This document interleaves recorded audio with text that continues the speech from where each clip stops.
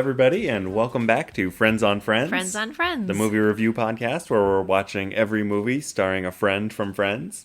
I'm one of your hosts, Jacob DeNoble. I'm Danielle Lohan. And we are here to talk about...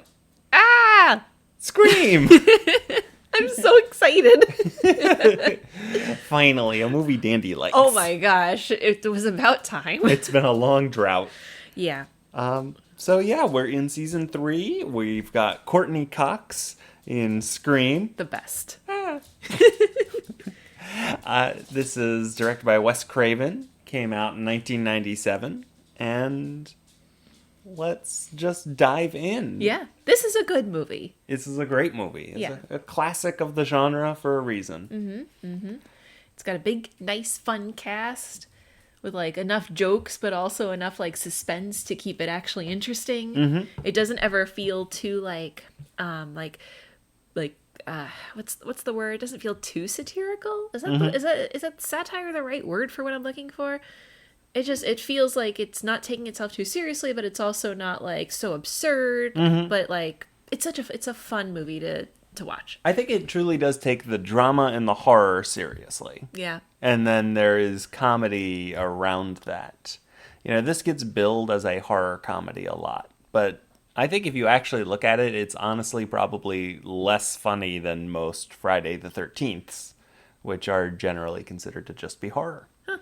Well, I mean, it's funny because they have a little bit of like awareness of what's happening. Like they live in a world in which horror movies exist. And I don't know that every other horror movie really acknowledges it to the extent that Scream does. Yeah. So Wes Craven directed this. He also did the first Nightmare on Elm Street. And immediately prior to this, he had done Wes Craven's New Nightmare, which takes place in the quote-unquote real world, where he plays himself, the lead actress from Nightmare on Elm Street plays herself, and Freddy is like invading the real world. And so there's a lot of the same kind of meta commentary, and people think of it as like the dry run for Scream. Cool. Yeah. So I mean, it was in the water, I think, after a decade of, you know, you start with sincere slashers like Halloween, and then you slowly devolve into over-the-top slashers. You can't make them scary unless you do something new, and I think this was really the only direction slashers had left to go. Yeah. Cool. But yeah, so where should we start? Where do we start with the opening? Do we start with Courteney? Yeah, I mean, we'll do a quick little summary.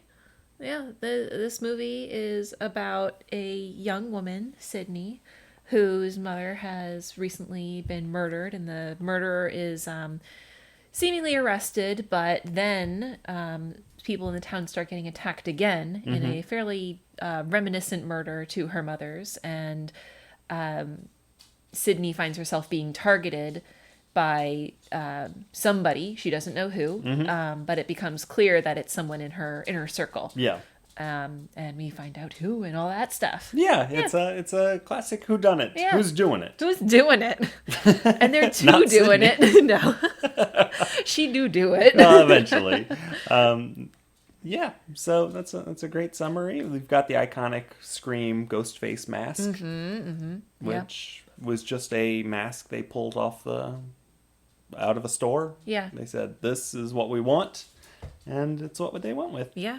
Do you want to start from a little bit of the beginning? Yeah. I mean, I don't know how much we have to go into it, but Yeah, I mean... I like going into it. It's fun. The opening is rightfully iconic. So good. We've got Drew Barrymore. Yeah. Who is... Charming, adorable, fun, like captivating. Yeah. Cool. She has such a good, cool look. You know, it's an iconic look. You know, it's a Halloween costume for a reason. And she is about to watch some scary movies and make some popcorn when she gets a mysterious phone call. So I think the addition of the popcorn, like she physically is doing like Jiffy Pop, right? So she's doing a Jiffy Pop, leaves it on her gas stove. And as she's like having this phone call from this like very scary person who she becomes more and more frightened of the phone, the popcorn is still going. So you really have a sense of like urgency about it that I think the popcorn really lends that to. Yeah, definitely. Yeah. Now, This is going to seem like an odd question when I ask it. Have you ever seen Powerpuff Girls? Did you watch the Powerpuff Girls? I did. Do I remember it? Do you remember Mojo Jojo? Yes. Now to have some breakfast. 1 egg left. But for a nutritious breakfast, 2 eggs is the minimum requirement, and I have but 1, which is one tie of 2. And it is 2 that I need. Curses. He is the voice of the Scream voice. Oh, they didn't use an actual little voice changer? No. Oh my god, that's so funny. Wait, they show the voice changer later on. How was I not supposed to think that it was that? That technology doesn't, especially then, did not exist to that. All right, I don't think I'm stupid for not clocking that. I don't think you're stupid either. This was just a fun fact. That is a fun fact. Yeah, he comes back for every movie. So every Scream movie phone call has been done by the same actor, Mojo. Roger Jackson. Okay. Yeah, Mojo. His name is not Mojo Jojo either. Mojo Jojo Siwa. Just a free Halloween costume for somebody out there. Have fun. Yeah, so he's doing the pop quiz on horror movies. You like scary movies? Uh-huh. What's your favorite scary movie? And she makes the classic fool's mistake of thinking that Jason Voorhees was the killer in Friday the 13th, which everybody knows, partially because of Scream, everybody knows now was the mother. Yeah. But, I mean, it's such a interesting premise. I mean, I'm never supposed to believe that if she had gotten it right, that she would have been left alone, right? Mm-hmm. Like, this is just a scary ploy to get her heart rate up and get her feeling scared. Yeah.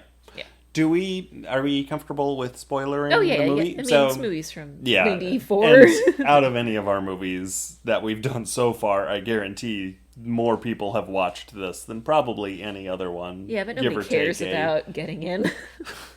Well, I'm just that, people have already seen this, so we don't have to worry about spoilers. So our killers turn out to be Skeet Ulrich and Matthew Lillard.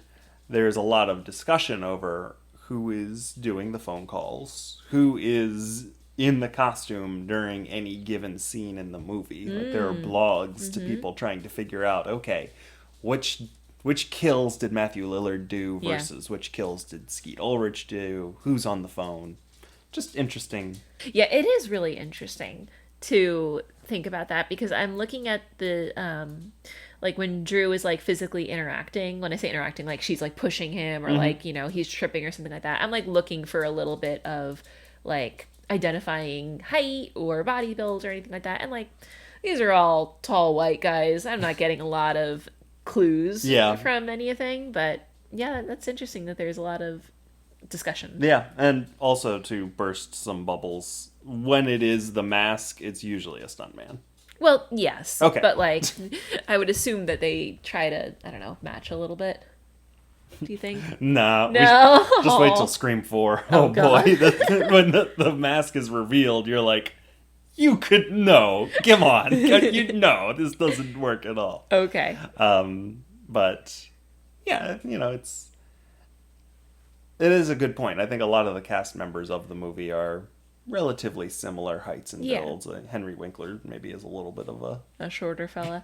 Yeah. Yeah. But it's bold to kill your main drawing actress, because I remember people having discussions that Drew Barrymore was like heavily featured in the trailer. To kill her in the first 10 minutes, bold. Yeah. BOLD. And I love when things jump right into the fun stuff. Like, I mean, I'm all for an exposition. Like, I say that, very not convincingly.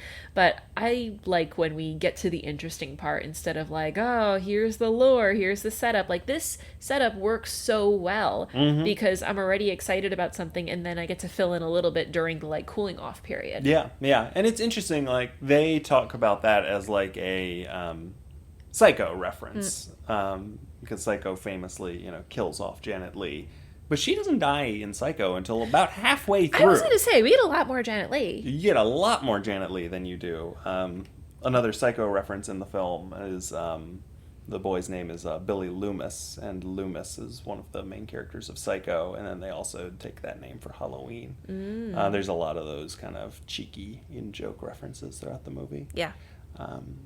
which usually bother me, but since this movie is so enraptured in that, I'm like, you guys, you've earned it. I don't mind this. I mean, I hate the phrase, like, something being considered a love letter to something else. That always bothers me. I think it's just way too cliche for my taste. But this really is like and I'm trying to just think of synonyms for love letter, right? Yeah. A fond homage. Listener, what you can't see is Dandy is quickly shutting the thesaurus that we keep on the table as we record this. Oh my god. No, I'm not. No, you're not. I just don't travel too far for my references. Oh god. Okay. Well, I appreciate all the little, like, nods and winks. They don't feel, because they're like, the characters who are saying them are taking them not seriously. Mm-hmm. And I think that's the difference between this and, like, freaking, what's that movie that we all hate? Ready Player One. Oh, yeah. Yeah, where it's just like, you have to be smart to get these references. Mm-hmm. God, that drove me nuts. Yeah. Yeah. Just out of curiosity, Ghostface as a killer. What do you think of him? What do you think of his physicality? You know, when he is a masked killer, what are your feelings? What are your emotions? I think that maybe just, like, the power that a teenage boy has from, like, doing something illegal gives this guy so much more juice than he ought to have. Like, I understand being scared and everything, but, like, none of the people who are being attacked ever, like, kick him in the gut and, like, really, like, take him out. I don't know. I feel like he's just, like, becomes a little bit supernatural. And I don't think they're actually making him supernatural. You know, like, I don't think that the movie's implying that in any way. I just think that he has it a little too easy, I think. You see, that's interesting. I have the opposite feeling. Interesting. Where he is so... he has a very kind of flopsy body language to begin with. I That's think, with why those I'm like, streamers. why is he going so well? But, like, he gets hit a lot and is constantly, like, tripping and falling over, and it's...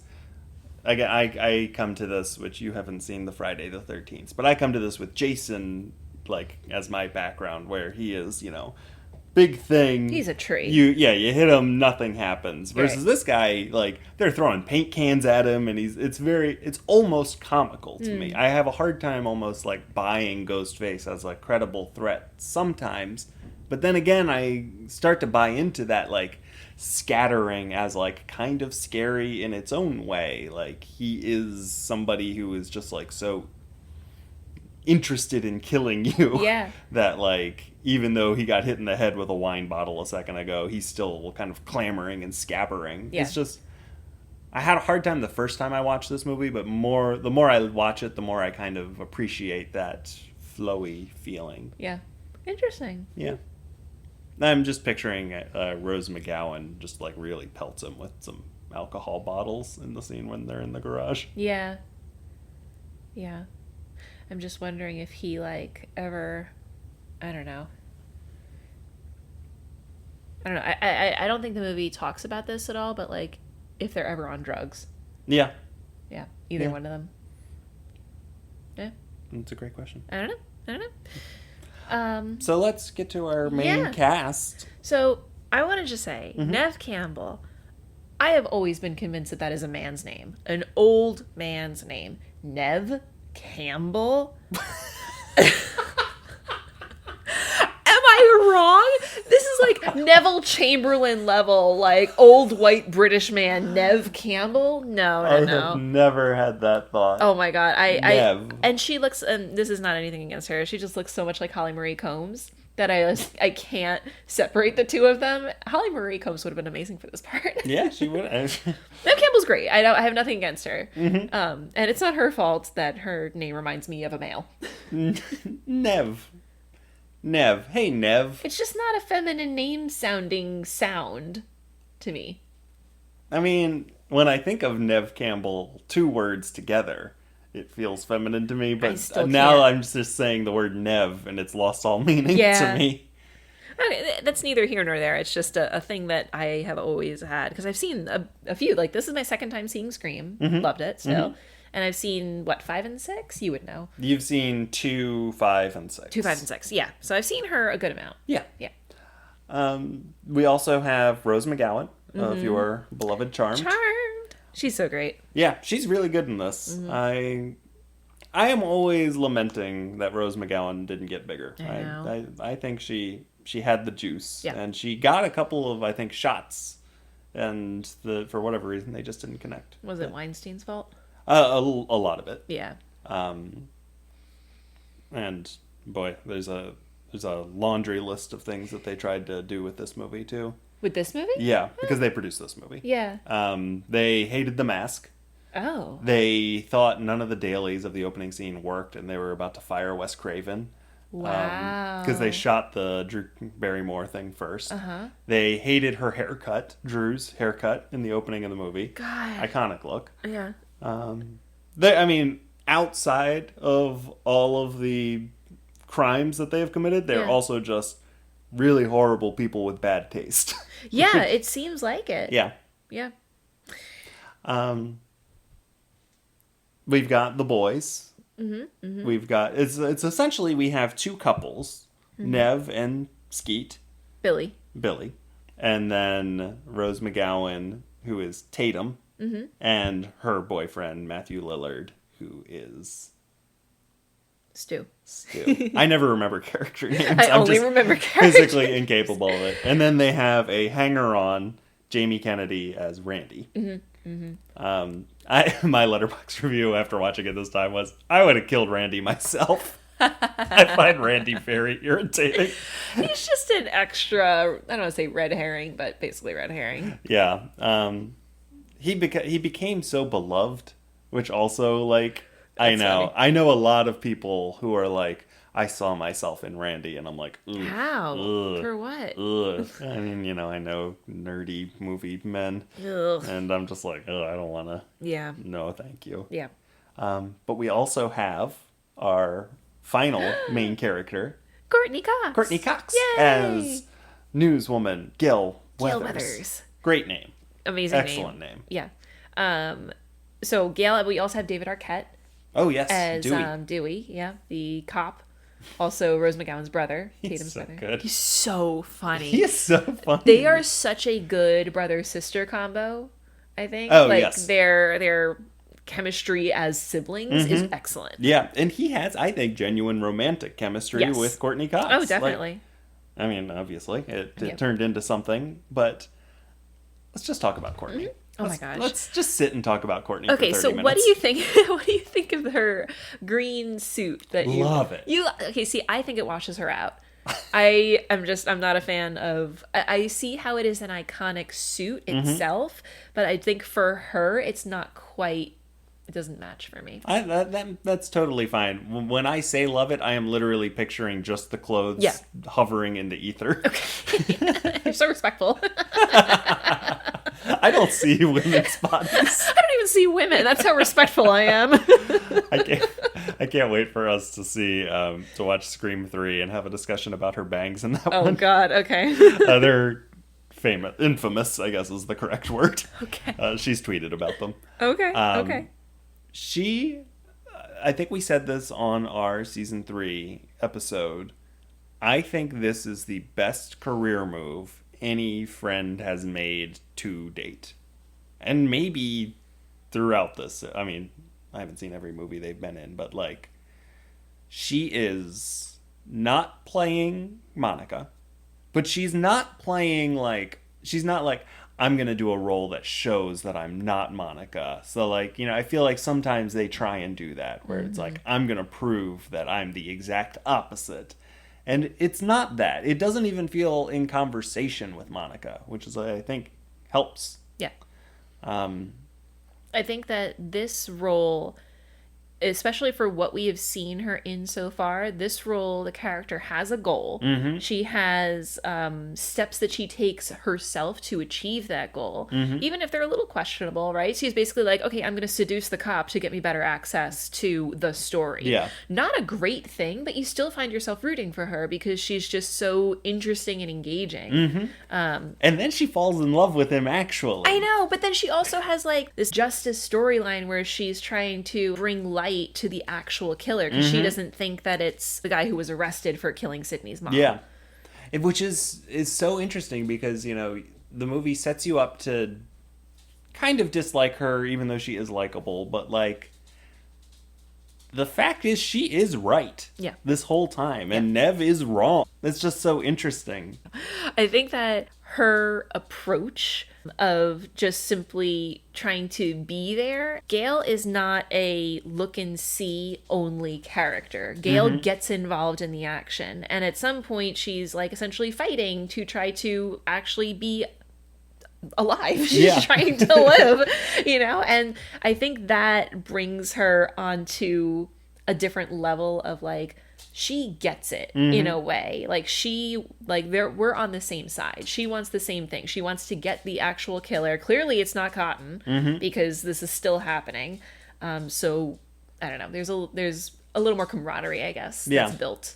Courtney was apparently in the conversation to play Lois Lane in a Superman movie that would have been made around this era with Nick Cage. And I think this is a step harsher than Lois Lane, but I think this is in the same like realm of Lois Lane, and I very easily see her slotting into that kind of role. Yeah. You would know best. But yeah, Courtney. All right, so they're all together, and Gale's part of the team. Yeah, Gale is, you know, she's not part of the team. She's kind of an external, but she's part of our main character team. Okay, yeah, she's not like a teenager part of the team, but she is affected in a similar way, kind of of her own doing. Yeah, which is actually, I think, one of the strong points of the screenplay for Scream, which is that generally horror movies are very easy to predict who lives and who dies and why. And I feel like Scream consistently sets up characters where you would be like, surely they're gone. And then they don't. It doesn't really set up anybody who you think, oh, they'll never die, and then they do. But it definitely, you know, I think Gale is an easy candidate for, oh, surely she's not going to survive this movie. I mean, but we thought Drew Barrymore wasn't going to die, and then she immediately Yes. did. Okay, so I take back what I said. Well, I take back half of what I said about it not doing that. So yeah, this movie, I think, does a very good job of playing with who lives and who dies in a way that is unexpected. Yeah. And then again, the development of her and Dewey's relationship is also something that is very unexpected. Yeah. And I think it is because David Arquette is just so like awkwardly charming, because I don't see her as doing that much. I see her as kind of like taken in by him in a very nice way. Yeah. Like she becomes attracted to him, but he is just being his like cute little awkward self. And his come-ons are very like wholesome and funny and sweet. The line where he's like, I was 24 for a whole year. Like, that's such a good line. We can talk more about Courtney, like how did this help her career, but I don't think like we've mentioned how this is just a brilliant move. It paid off super well. And yeah, this helped her career stratospherically. I wrote down that this is the first performance of any of these actors in any of these movies where I'm not thinking about Friends when I'm watching the movie. Totally, yeah. Every single other time I see one of those actors, I'm thinking about Friends in some capacity. Yeah. She apparently had to write Wes Craven like a letter to be like, I know you're not considering me for this role, but please consider me. I actually can be a bitch. Just her fun great. little note. I love that. Yeah. So we also get I don't want to say guest appearance, but we have another role by Henry Winkler. We didn't mention him. He plays the school principal. Yes. A very small potential contender for being the, bad guy, but I don't think it's ever taken very seriously. Yeah. So yeah, Sydney has an amazing house.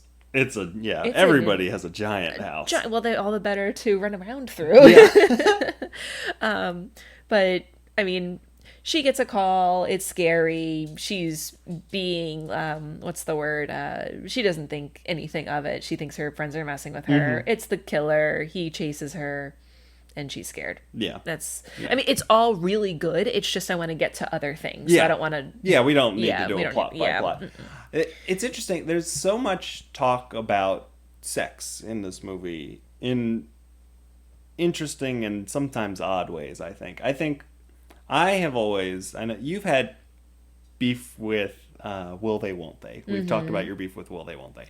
I have beef with the idea that in slasher movies, sex equals death as punishment for having sex. Okay. Because, A, there is no way the people making these movies are anti-sex. And B, I think it is a thematic through line that accidentally comes together based on the dramatic beats that they want to hit, which is, when are you most vulnerable? When are you least attentive to your surroundings? That is a scary moment for something to happen to you. Yeah. I think that is why it becomes a recurring theme, and then just so happens that once you do that over, I think there was like 130 slashers released in the 80s. Oh. Which is way too many. That is a lot. I think once you do that over that, it does, I guess, become kind of a thematic thing, and I think this movie is very much trying to grapple with that. Mm-hmm. I don't know how successfully. Yeah, I don't know if I have the context to accurately give a response to that. Like, what do you think about all of the discussion about Sydney's mom being a slut? It's always just plays so odd for me. It's very weird. I feel like that was not like a conversation in like my, I can't imagine high school kids being like, this girl's mom's a slut. Yeah. I mean, this is also, we didn't go to school in that time, these kids are 17 in 1996, 7, whatever this is. So I don't know. It's a little bit 10 years before my time. It's 10. Okay. I mean, it's not super far off, but also like this is like 90s is probably like the residual like knowledge of you could have sex, and like that was something that we were like quote, allowed to talk about for like the first time. Like this is maybe like one of the first generations that grew up like thinking that this is like something that, I don't want to say thinking that this is something that's normal, but like there's more awareness that this exists, and we don't have to like tiptoe around it as much. But kids, I think, like they don't really maybe have like the guardrails of like what is either appropriate to say, or like if this woman is sleeping with multiple people, like why might that be, and like why is it their business in that case. Whereas when I went to school, at least, and I think this is maybe just me, like we had sex education, and we had like there was like knowledge that like maybe people were having sex, but like it wasn't I don't know, maybe I just went to a weird school. It wasn't something we like, I don't know, I didn't talk about it. Like we maybe like kind of whispered about it, but I would never dream of saying it to someone's face. That's so weird. Even if it was them. Like even if I was like, oh, I think this girl got an abortion. Like I would never say that. That's so mean. Oh my God. I don't know. What do you think? I had a lot of teen pregnancies at my high school. See, this is our difference. It's kind of hard not to I went to high school on Long Island.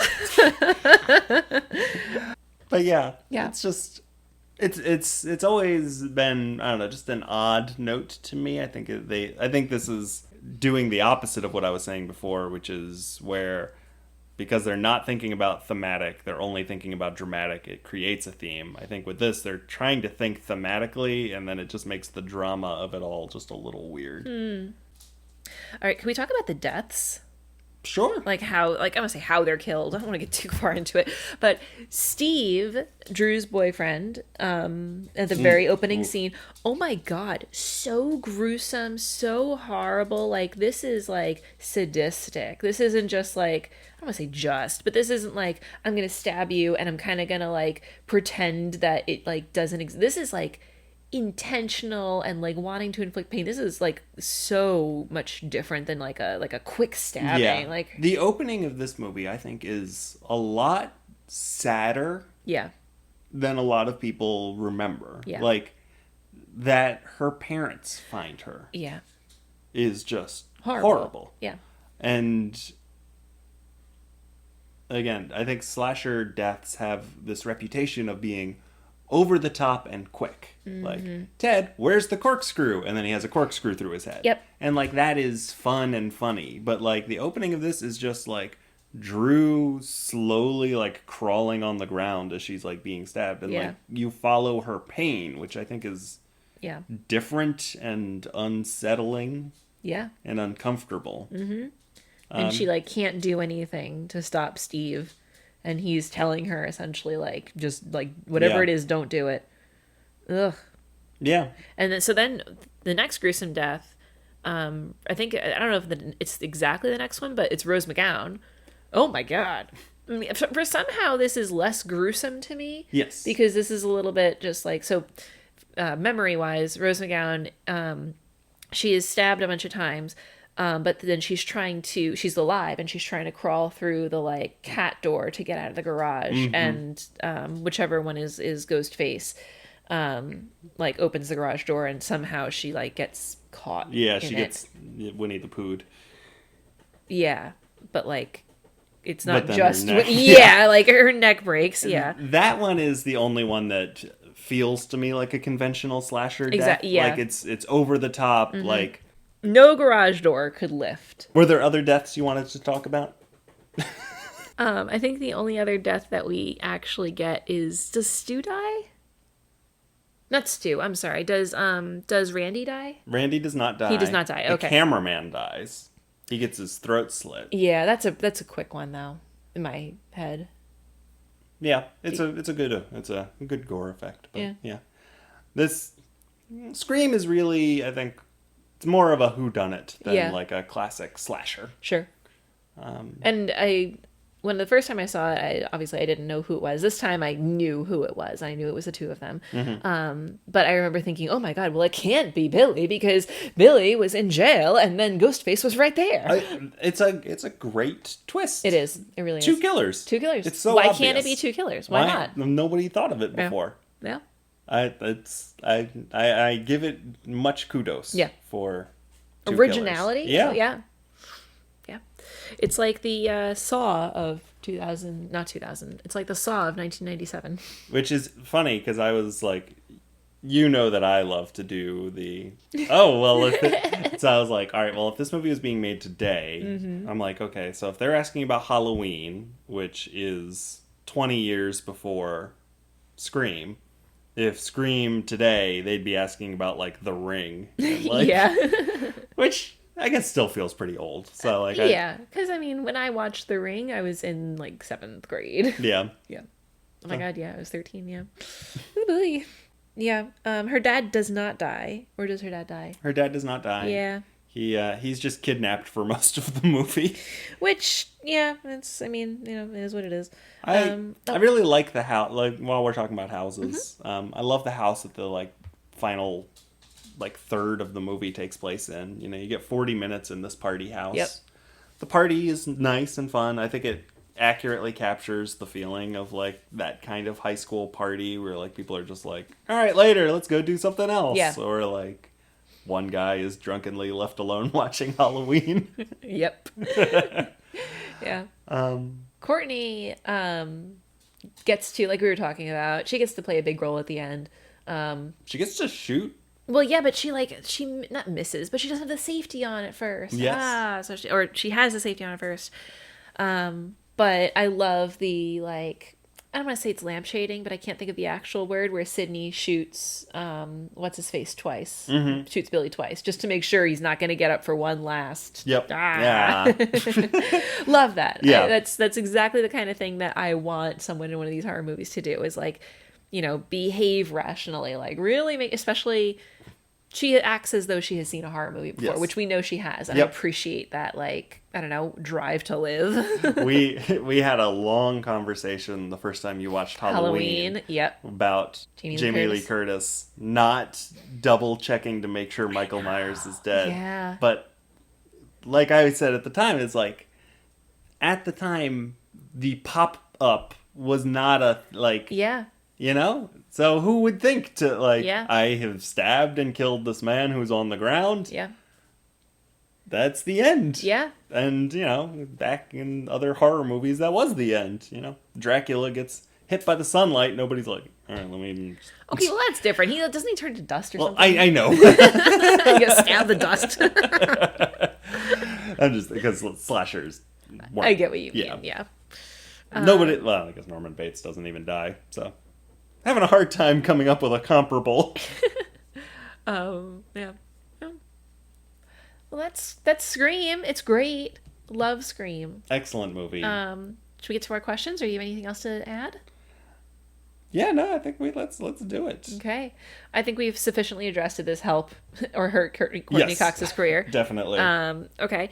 Have any of the Friends actors seen this movie? Every single one. Every single one, easily. Everybody's seen this movie. Have any of the Friends My cast? mom has seen this movie. So,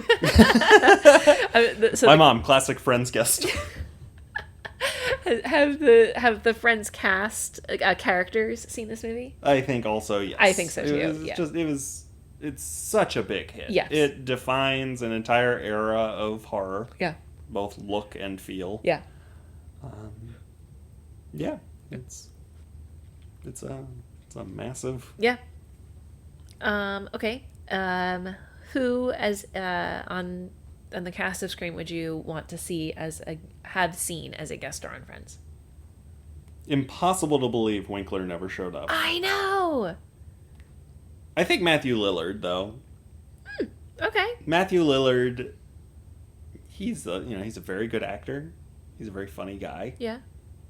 I don't know if I have a pitch for him, but I'm surprised he never showed up just as a one-off boyfriend or...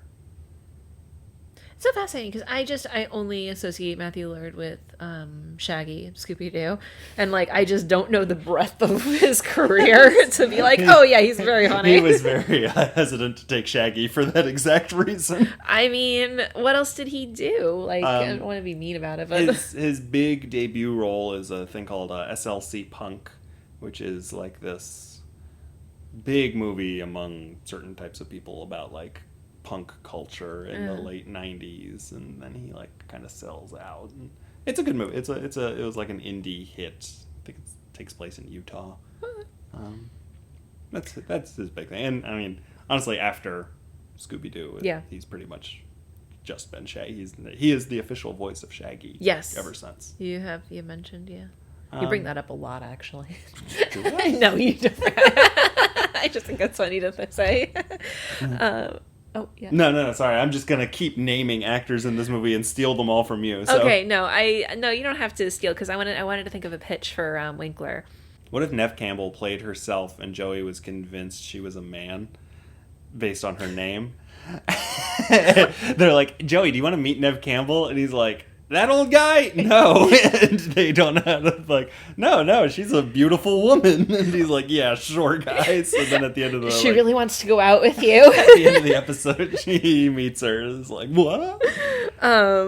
That's very funny.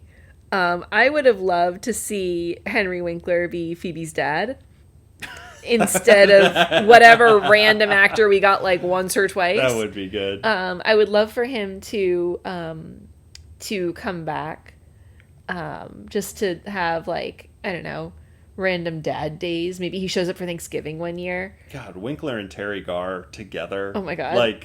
They're divorced or haven't seen each other since Phoebe was born. Yes. Oh man, that would be so powerful. That would be so good. I wanted to think of another pitch for... I just want to throw Drew Barrymore on because she's great. Oh, yeah. Let me think. How did she never have a... Okay. So Phoebe didn't go to high school, right? So she didn't go to prom or whatever. Maybe she's taking... Okay, I got two pitches for Drew.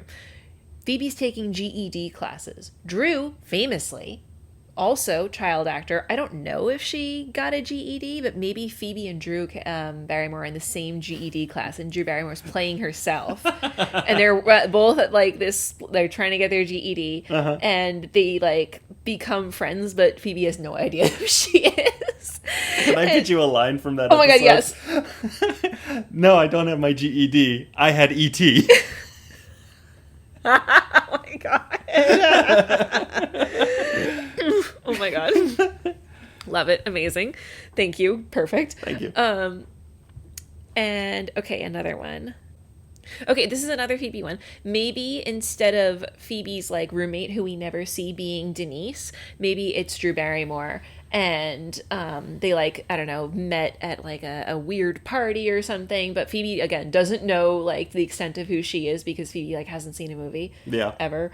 I just really love the idea of like, I'm trying to think of like who would secretly know like actual Drew Barrymore, and I can't see any of the other friends not clocking it immediately, but I can see Phoebe being like, "Oh, okay, yeah, good luck." Yeah. So, what does Gunther think of this movie? Oh my god, Gunther is terrified of this movie. Yeah, I was like, Gunther don't like this movie. He doesn't get the references. He doesn't like the scary. He's never made it past the first scene. He just really doesn't like when like bad things happen to like people who are just sitting at home minding their own business, because that's all he does. And that's why he never takes the closing shifts at the coffee shop. He always gives them to Rachel. That is funny. Would there have been a role for Joey in this movie? I have an idea. All right, hit me with it. Okay. Yes. So I think that Joey could have been the cameraman. Who like has like a few lines but is like kind of a doofus / like not totally with it, and then gets like killed and has a dramatic death. And he can't get the like, he has to wear like a blood application on his neck, and for whatever reason it just like keeps shooting up into his eyes instead of like out and down.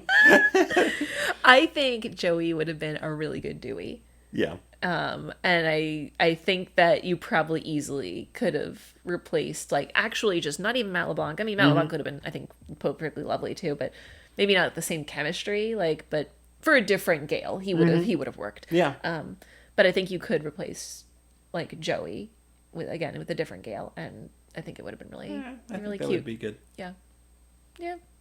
I think those are all of our questions. That's Scream. Oh my god. Thankfully we had a fun movie this time. And I think next episode's gonna be fun. What's next I have again? high hopes for next episode. I've never seen it. Fools Rush In. That's Matthew Perry and okay. Salma Hayek Okay. are opposites who attract. Okay, so can I tell you, Yeah. Fools Rush In to me makes me think of like a gold rush and like fool's gold and like their prospectors in like 1840s, and they're going to California trying to find gold, and it's fool's gold, but they find real love. If you want that from Matthew Perry, boy do I have good news for you about the movie Almost Heroes. Really? Oh boy. If you want to see Matthew Perry in the 1800s heading for California.